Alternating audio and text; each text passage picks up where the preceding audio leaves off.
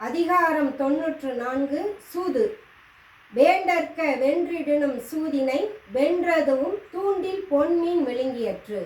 வெற்றிகளே வந்தாலும் சூதாட்டத்தை விரும்பக்கூடாது. அந்த வெற்றியானது தூண்டில் முள் புழுவை உணவு என்று நம்பி ஏமாறும் மீனை போன்றது. ஒன்றெய்தி 100 இழக்கும் சூதருக்கும் உண்டாங்கொள் நன்றெய்தி வாழ்வதோர் ஆறு. ஒரு வெற்றியை பெற்று 100 தோல்விகளை சந்திக்கும் சூதர்களுக்கு நல்வாழ்க்கை என்பது ஏது? உருளாயம் ஓவாது கூறின் பொருளாயம் போவோய் புறமே படும். தாயக்கட்டைகளை உருட்டி சூதாடுபவன் செல்வம் அவனை விட்டு நீங்கி அவன் எதிரிகளிடம் போய் சேரும். சிறுமை பல செய்து சீரழிக்கும் சூதின் வறுமை தருவதொன்றில். சிறுமையோடு துன்பத்தை தந்து புகழை கெடுக்கும் சூதாட்டத்தை போன்று தரித்திரம் தருவது வேறொன்றும் இல்லை. கவரும் கழகமும் கையும் தரிக்கி இவர் யார் இலாகியார். சூதாடும் இடம், சூதாடும் கருவிகள், சூதாடும் திறமை, இவற்றை விட்டு விலகாதவர் எவ்வளவு செல்வம் இருந்தாலும் இல்லாதவரே. அகடாரார் அல்லல் உழப்பர் சூதென்னு முகடியால் மூடப்பட்டார்.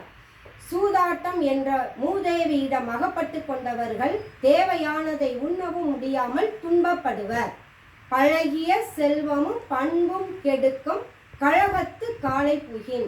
சூதாடும் இடத்திலேயே ஒருவன் நேரத்தை செலவிட்டால் தன் பரம்பரை சொத்துக்களையும் நற்பண்புகளையும் இழந்து விடுவான். பொருள் கெடுத்து பொய்மேல் கொளியி அருள் கெடுத்து அல்லல் உழப்பிக்கும் சூது. சூதாட்டம் முதலில் சொத்துக்களை அளிக்கும், பொய் பேச வைக்கும், கருணையற்ற காரியங்களை செய்ய வைக்கும், இறுதியில் துன்பம் தரும். உடை செல்வம் ஊன் ஒளி கல்வி என்ற 5 அடையாவ மாயக்கொளின். அழகிய ஆடை, நிறைய சொத்து, தேவையான உணவு, நல்ல புகழ், படித்த அறிவு என்ற 5 சூதாட்டுக்காரனை விட்டு ஓடி போகும். இளத்தொருவும் காதலிக்கும் சூதை போல் துன்பம், உளத்தொருவும் காதற்று உயிர்.